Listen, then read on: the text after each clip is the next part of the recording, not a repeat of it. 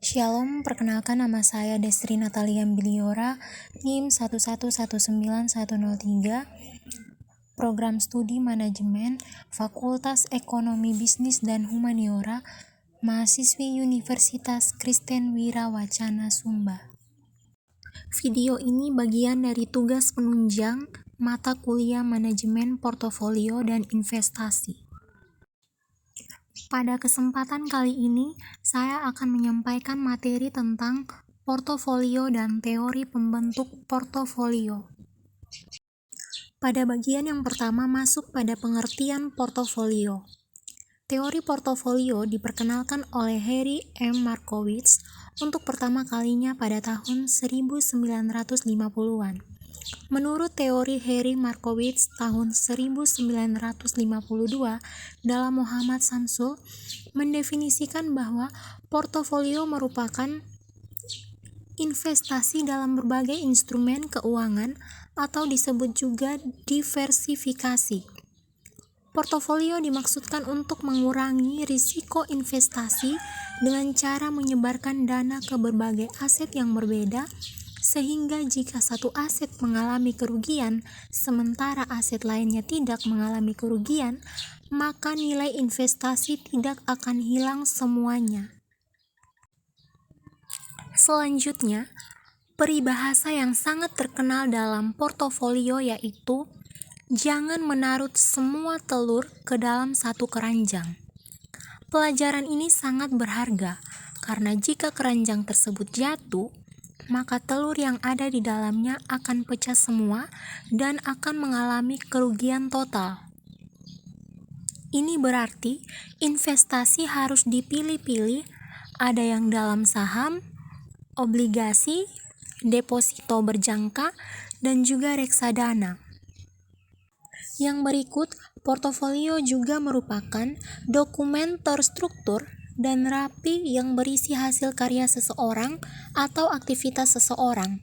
Contohnya, jika seseorang pernah mempunyai pengalaman menjadi desainer grafis, maka isi portofolionya ialah hasil karya grafisnya. Yang berikut masuk pada manajemen portofolio. Manajemen portofolio yaitu cara mengelola sekumpulan aset untuk mencapai tujuan investasi. Salah satu cara mengelola portofolio adalah dengan meminimalkan resiko. Selanjutnya masuk pada tujuan manajemen portofolio. Tujuan dari manajemen portofolio yaitu untuk mendatangkan keuntungan bagi investor atau pemilik dana dan meminimalkan resiko kerugian yang mungkin mereka akan menghadapi nantinya atau di waktu yang akan datang. Yang berikut masuk pada teori pembentuk portofolio. Jadi, tujuan membentuk portofolio yaitu ada 3 poin. Yang pertama, untuk memberikan keuntungan yang maksimum sesuai dengan yang diharapkan atau adanya expected return. Yang kedua, menciptakan risiko yang minimum.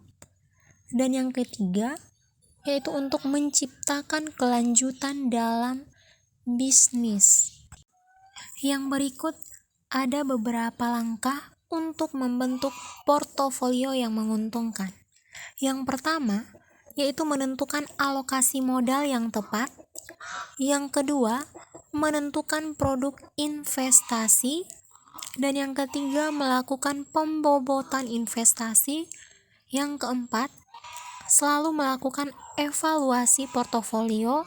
Dan yang kelima, terus belajar. Berbicara tentang portofolio, tentunya ada cara pemilihan atau penentuan dalam menentukan portofolio yang optimal dan portofolio yang efisien. Yang pertama, pada pemilihan portofolio yang optimal berdasarkan model Markowitz, yaitu yang pertama, waktu yang digunakan hanya satu periode. Yang kedua, tidak ada biaya transaksi. Yang ketiga, preferensi investor. hanya didasarkan pada return ekspektasi dan risiko. Serta yang keempat yaitu tidak ada simpanan dan pinjaman bebas risiko. Yang berikut cara pemilihan portofolio yang efisien, yaitu penentuan portofolio yang efisien dilakukan dengan cara memilih tingkat expected return tertentu dan meminimumkan risikonya, atau menentukan tingkat risiko tertentu dan kemudian memaksimumkan expected return-nya. Sekian penjelasan materi tentang portofolio dan teori pembentuk portofolio. Terima kasih.